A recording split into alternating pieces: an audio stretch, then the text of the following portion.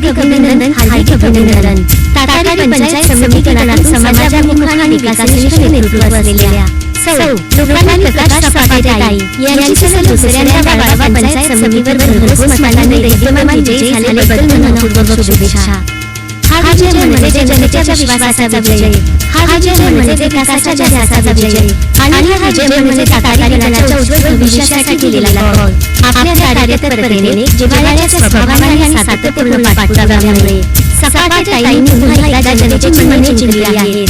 तातारी गणातील विकासामार्गाला आता मिळणार नवी गती, नवा वेग आणि नवी दिशा. या दैदिप्यमान यशाबद्दल सौ रुपाली प्रकाश सपाटेताई यांचे मनःपूर्वक वाळवा पंचायत समितीला अखेर नवे नेतृत्व मिळाले. सभापती आणि उपसभापती पदाची निवडणूक बिनविरोध. वाळवा पंचायत समितीच्या सभापतीपदी उदयसिंग प्रतापराव पाटील दादा यांची, तर उपसभापतीपदी प्रकाश रघुनाथ पाटील आप्पा यांची बिनविरोध निवड झाली. उमेदवारी अर्ज दाखल करण्यापूर्वी दोन्ही नेत्यांनी लोकनेते राजारामबापू पाटील यांच्या पुतळ्यास अभिवादन केले. दोन्ही पदांसाठी प्रत्येकी एकच अर्ज दाखल झाल्याने त्यांची निवड बिनविरोध जाहीर करण्यात आली. या निवडीवेळी राष्ट्रवादी काँग्रेस पक्ष शरदचंद्र पवार गटाचे सांगली जिल्हाध्यक्ष देवराज पाटील, पंचायत समिती सदस्य प्रकाश पाटील, मनोज पाटील, अशोक पाटील आणि रुपाली सपाटे उपस्थित होते. यावेळी नूतन सभापती व उपसभापती यांनी माजी मंत्री आमदार जयंतराव पाटील यांचे आभार मानले. निवडीनंतर कार्यकर्त्यांनी फटाक्यांची आतषबाजी करत आनंद व्यक्त केला.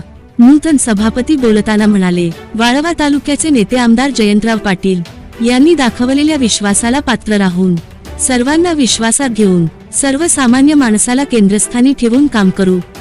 आमदार जयंतराव पाटील आणि प्रतीकदादा पाटील यांच्या नेतृत्वाखाली आज आहेत या ठिकाणी पंचायत समितीमध्ये मला जी उपसभापती पदाची संधी मिळाली त्याबद्दल मी राष्ट्रवादी काँग्रेस पक्षाच्या वतीने सर्व जनतेचा आभार.